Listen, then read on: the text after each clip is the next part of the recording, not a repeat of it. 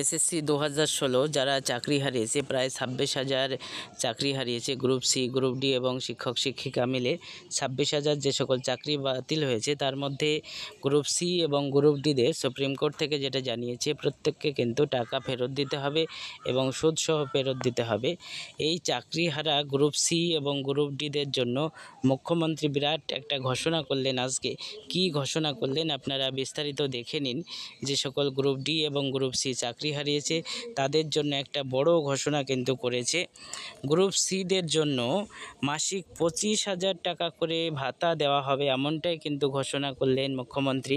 চাকরিহারা group সিদের 25,000 টাকা করে মাসিক ভাতা দেওয়া হবে এবং যে সকল গ্রুপ ডি চাকরি হারিয়েছে তাদের মাসিক 20,000 টাকা করে ভাতা দেওয়া হবে, এমনটাই কিন্তু মুখ্যমন্ত্রী জানিয়েছেন।